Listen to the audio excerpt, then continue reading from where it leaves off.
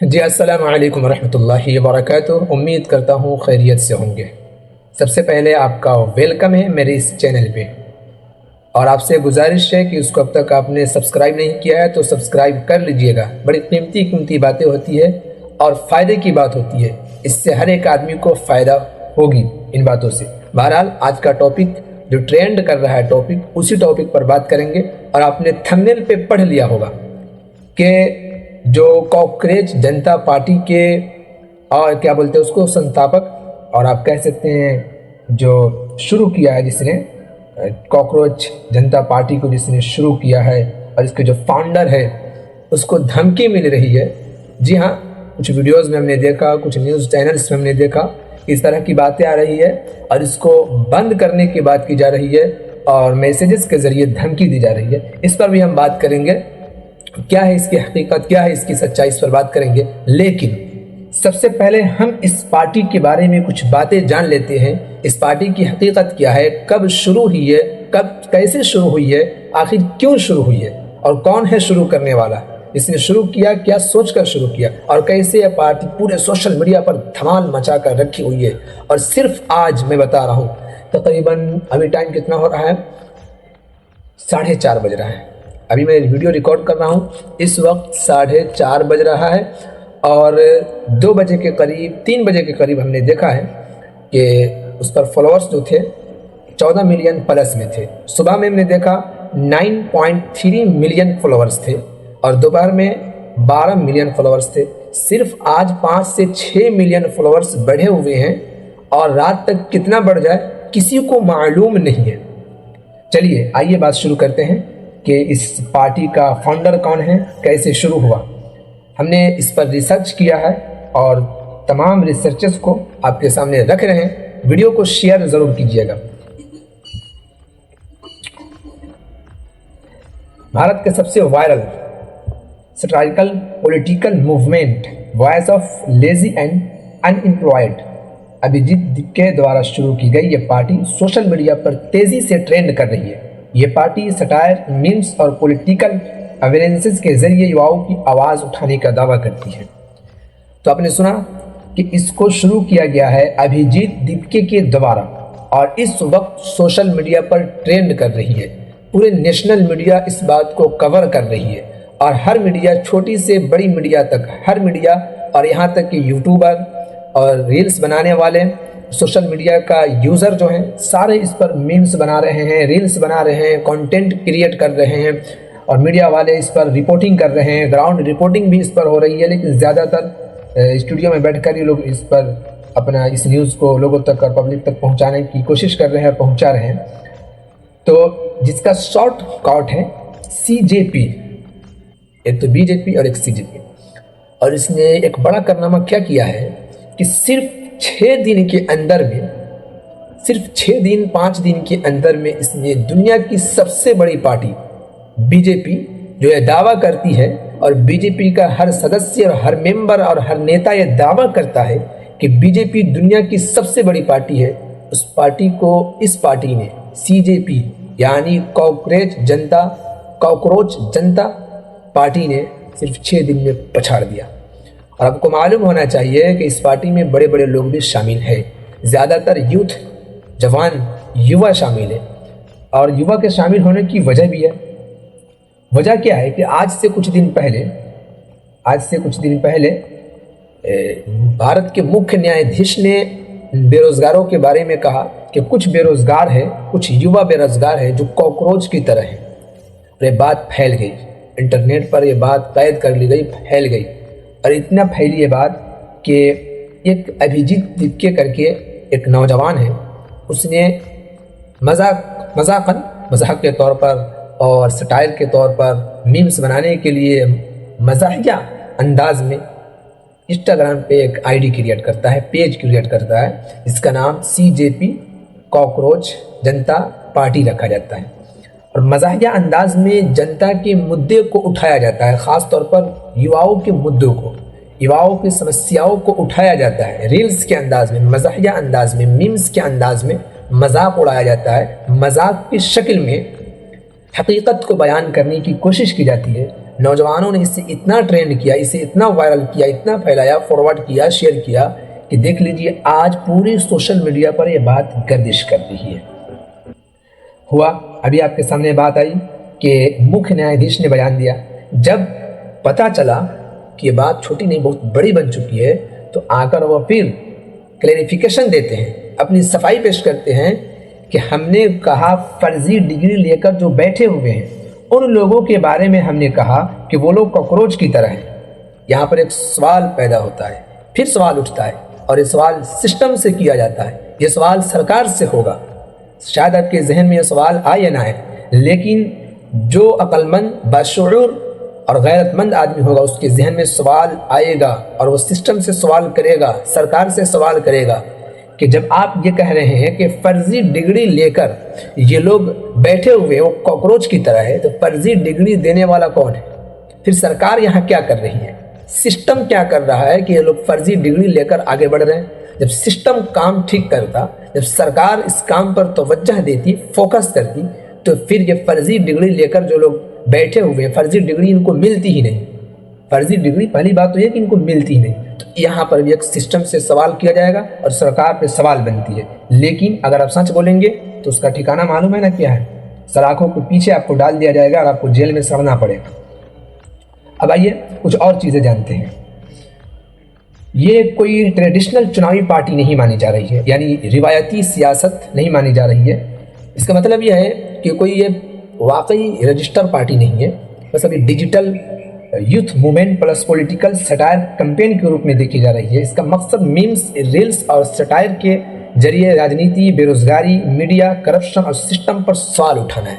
जी हाँ, अभी तक स्रोतों के मुताबिक यही मालूम चल रहा है कि ये पार्टी अभी तक रजिस्टर नहीं है। सिर्फ सोशल मीडिया पर एक अकाउंट क्रिएट किया गया और इसे बहुत वायरल किया गया और इसका मकसद था मीम्स के जरिए, रील्स के जरिए, सटायर के जरिए जो राजनीतिक है, बेरोजगारी है, मीडिया, करप्शन और सिस्टम पर सवाल उठाना है। जो काम सही से नहीं हो रहा है, रोजगारी पर ध्यान नहीं दिया जा रहा है, जो डिग्री होल्डर्स बैठे हुए नौजवान बेरोजगार उनको जॉब नहीं दिया जा रहा है, तो असल मुद्दे पर सवाल उठाना मीम्स के जरिए मजाहिया तौर पर, मजाकन, ये मकसद था इसका। अब अभिजीत दीपके कौन है? अभिजीत दीपके कौन है, इसके बारे में कहा जा रहा है, सुनिएगा कि Abhijit Dipke political communication strategist बताए जाते हैं। उनके बारे में सामने आई जानकारी के अनुसार कुछ बातें आई है, वो सुनिए। ये पहले आम आदमी पार्टी की सोशल मीडिया टीम से जुड़े थे। हाँ, ये बात सही है कि पहले एक पार्टी से जुड़े हुए थे, आम आदमी पार्टी से, लेकिन फिलहाल नहीं है वो तकरीबन 2020, 21, 22, 23 में थे वो। अच्छा, उन्होंने मीम कैंपेन और यूथ डिजिटल आउटटेक पर काम किया। अभी वो बोस्टन यूनिवर्सिटी में पब्लिक रिलेशन की पढ़ाई कर रहे हैं। लाइट कट गई, मैं माजरत खाऊं, लेकिन वीडियो में रिकॉर्ड करूंगा ये। अच्छा, कॉकरोच नाम क्यों रखा गया? वो तो आपके सामने बात आ गई कि इसका नाम कॉकरोच क्यों रखा गया। वजह वही है कि भारत के मुख्य न्यायाधीश ने स्टेटमेंट दिया कुछ युवाओं के बारे में कि वो बेरोजगार जो बैठे हुए कॉकरोच की तरह हैं, इसलिए इसे मजाकन लिया गया और उस पर इसका नाम कॉकरोच जनता पार्टी रख दिया गया। और अब भी आप सुनते होंगे कि अभी जो फाउंडर है अभिजीत दीपके, वो जब भी लाइव आ रहे हैं, जब भी कोई स्टेटमेंट दे रहे हैं या कैमरा के सामने आ रहे हैं, तो नौजवानों को और युवाओं को जब मुखातब कर रहे हैं तो नौजवान या युवा कह के नहीं कह रहे हैं, बस कॉकरोचेस कह के ही मुखातब कर रहे हैं। तो वहीं से नाम आया। मुख्य न्यायाधीश ने जब स्टेटमेंट दिया और इस स्टेटमेंट को सीरियस लिया गया, उसके बाद इसे नाम दिया गया। इस मूवमेंट की शुरुआत एक कंट्रोवर्शियल रिमार्क के बाद हुई। सोशल मीडिया पर यह दावा वायरल हुआ कि भारत के चीफ जस्टिस की एक टिप्पणी में बेरोजगार युवाओं की तुलना कॉकरोचेस से की गई थी। इसके बाद अभिजीत दीपके ने उसी शब्द को सटायर में बदलकर कॉकरोच जनता पार्टी शुरू कर दी। मूवमेंट का संदेश था अगर सिस्टम में कॉकरोच समझता है, अगर सिस्टम हमें कॉकरोच समझता है, तो हम अपनी आवाज़ और ज़्यादा बुलंद करेंगे। अच्छा, जिस तरह सारी पार्टियां इलेक्शन से पहले कुछ वादे करती हैं, हम ये करेंगे, सड़क बनवाएंगे, स्कूल बनाएंगे, अस्पताल बनवाएंगे, चमड़ी की ज़ुबान है, फेंकने वाली तो फेंक देते हैं सारी पार्टियां अक्सर किया, फलाना ये करेंगे, ढिमकाना फलाना ढिमका, जो कहना होता है भाई कह देते हैं। वादा पूरा करें या ना करें वो बात की बात है, अभी तो फेंकना है, बड़े शौक से फेंक देते हैं लोग। वैसे इनके भी कुछ मैनिफेस्टो थे, है भी सीजेपी का मैनिफेस्टो। मैनिफेस्टो क्या है सुनिए। सीजेपी ने एक 5 पॉइंट मैनिफेस्टो भी जारी किया जिसमें कुछ बड़े और कंट्रोवर्शियल वादे शामिल थे। सुनिएगा, बात पर ध्यान दीजिएगा। नंबर 1, महिलाओं को 50% रिजर्वेशन। नंबर 2, पार्टी बदलने वाले एमएलए एमपी पर 20 साल का बैन। नंबर 3, मीडिया ऑनरशिप पर रिस्ट्रिक्शंस। नंबर 4, वोट डिलेशन पर सख्त एक्शन। नंबर 5, जुडिशियरी और पॉलिटिक्स के संबंधों पर सवाल। ये 5 मैनिफेस्टो थे और है भी किसके? सीजेपी यानी कॉकरोच जनता पार्टी के। अच्छा, इतना जल्दी वायरल कैसे हुआ ये मुद्दा इतना जल्दी वायरल कैसे हुआ और ये पार्टी इतनी जल्दी वायरल कैसे हुई? वो कहते हैं कि meme culture, funny reels, youth frustration, anti establishment tone, Instagram algorithm. सबसे बड़ा कमाल इसमें इंस्टाग्राम एल्गोरिदम का है। एल्गोरिदम समझ के आपको वायरल कर देगा। अच्छा, अब सुनिए। अब सवाल यह है कि क्या यह पार्टी रजिस्टर पार्टी है? तो सोर्सेस के मुताबिक मालूम यह चल रहा है कि नहीं, अब तक ये पार्टी रजिस्टर नहीं है। आगे हो सकती है या नहीं हो सकती है, इसके बारे में फ़िलहाल कुछ नहीं कहा जा सकता है। लेकिन फ़िलहाल ये सोशल मीडिया पर ट्रेंड कर रही है और पूरे सोशल मीडिया पर ये बात फैली हुई है और ये चल रही है, अभी तक ट्रेंड में है वीडियो और ये पार्टी ट्रेंडिंग में है। इसके बढ़ते हुए फैन फॉलोअर्स से अंदाज़ा लगाया जा सकता है कि आगे कुछ भी हो सकता है, क्योंकि ये बंदा अभिजीत दीपके ने जो काम किया है, देश के युवाओं के मुद्दों को उठाया है। और युवा जिससे परेशान है, किस चीज़ से परेशान है? आज युवा जेनजी बहुत ज़्यादा परेशान है क्योंकि वो एजुकेटेड है, डिग्री होल्डर्स है, इसके बावजूद भी उनको जॉब नहीं मिल रही है। वो परेशान है, मजदूरी कर रहे हैं, कोई सब्जी बेच रहा है, कोई रास्ते के बगल में ठेला लगा रहा है। जॉब न मिलने की वजह से, हर चीज़ होने के बावजूद जॉब न मिलने की वजह से परेशान है। तो इन परेशानियों को, युवाओं के मुद्दों को, युवाओं की समस्याओं को और युवाओं की दिल की तकलीफ, जेनजी के अंदर जो तकलीफ़ है, उन तकलीफ़ों को मीम्स की शक्ल में, रील्स की शक्ल में उठाने का काम किया है। तो इनको भरपूर सपोर्ट मिला हुआ है और ये कर दिखाया जेनजी ने, देश के जेनजी और युवा ने ये कर दिखाया कि अगर हम ये चाह लें तो हम कुछ भी कर सकते हैं। और हम भी आपसे यही कहना चाहते हैं कि अगर जेनजी और नौजवान चाह ले तो कुछ भी हो सकता है, कुछ भी हो सकता है भाई, कुछ भी, अगर ये चाह लेते हो। लेकिन बात यह है कि आगे ये पार्टी क्या करती है। कहीं ये भी तो लगाओ चड्डा की तरह इस तरह की बातें आ रही है। अभी फेसबुक पे एक रील के कमेंट में, मेरे ही वीडियो के कमेंट में आया है कि ऐसा कब होगा, क्या हकीकत में तब्दीली आएगी, क्या बदलाव आएगा, या ये भी दूसरे की तरह हो जाएंगे। उन्होंने जवाब दिया कि फ्यूचर के बारे में कुछ नहीं कहा जा सकता है। क्या गारंटी राघव चड्ढा की तरह ये भी बदल जाए? राघव चड्ढा ने भी तो बहुत मुद्दा उठाया था ना, बहुत सवाल उठाए थे, तो कोई गारंटी नहीं है। फिलहाल ट्रेंडिंग में है, वायरल है, युवाओं के मुद्दे पे बात कर रहा है और इसे धमकी मिल रही है। कुछ वीडियोस में, कुछ न्यूज़ में हमने सुना कि धमकी दी जा रही है, बैन करने की बात हो रही है, क्योंकि ये बंदा आउट ऑफ इंडिया है, इंडिया के अंदर नहीं, आउट ऑफ इंडिया है, वहाँ से सारा काम कर रहा है, पूरे कंट्रोल कर रहा है। तो आगे कुछ भी हो सकता है, फ्यूचर के बारे में हम भी कुछ नहीं कर सकते हैं। हमें फ़िलहाल की जो खबर थी वो आपको देनी थी, वो हमने दे दी, और जो सच्चाई बयान करना था वह सच्चाई हमने आपके सामने रिसर्च करके, तहकीक करके आपके सामने हमने रख दी। आगे के बारे में कोई नहीं बता सकता है कि क्या होगा।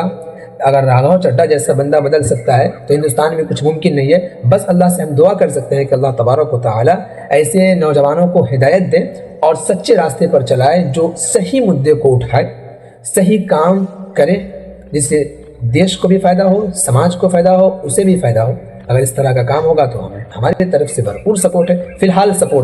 फ़िलहाल अभिजीत दीपके साहब को सपोर्ट है, उनका मैं शुक्रिया अदा करता हूं कि उन्होंने देश के जवानों के मुद्दे को और समस्याओं को उठाया है, जिस शक्ल में भी वो उठाया है, और इस पर पूरी सरकार, पूरी गवर्नमेंट सोचने पर मजबूर हो गई है। और समझ लीजिए कि सरकार के तख्त को और सरकार की कुर्सी को उस नौजवान ने, सिर्फ उस अकेले नौजवान ने हिला कर नहीं रखा, याद रखिएगा, शुरू उसने किया है, इनकलाब बर्पा किया है उसने, वो फाउंडर है, लेकिन इसमें सारे नौजवानों का सपोर्ट है, नौजवानों ने मिलकर उसका साथ दिया है तो हिम्मत बढ़ी है। लेकिन शुरुआत तो उस बंदे ने किया है, तो उसका शुक्रिया तो बनता है। मैं मुबारकबाद पेश करता हूँ अभिजीत सर को, क्या आप वाकई काबिल तारीफ़ है। आपकी ये बात, आपका ये काम कभी फरामोश नहीं किया जाएगा। इंशाअल्लाह आप इस दुनिया की ज़िंदगी में बहुत आगे बढ़ेंगे। बस आप लोगों के विश्वास और भरोसा को कायम रखिएगा। और जो धमकियाँ मिल रही है आपको, तरह तरह की इस तरह की बातें आ रही है, तो इस तरह की बातें आएंगी, आपको धमकियाँ दी जाएंगी, आपको जान से मारने की बात तक भी की जाएगी। क्योंकि आप जिस देश से ताल्लुक़ रखते हैं, जिससे मुल्क से आपका रिश्ता है, उस मुल्क में यही होता है कि जो सच्चाई को बयान करता है उसे जेल में ठोस दिया जाता है, बंद कर दिया जाता है। और जो सच्चाई नहीं बल्कि सपोर्ट करता है, उसका जो अपनी मन मर्जी और मन के मुताबिक हिंदुस्तान को चलाना चाहते हैं, उनका सपोर्ट करता है कोई, तो उसे खुले सांड की तरह छोड़ दिया जाता है।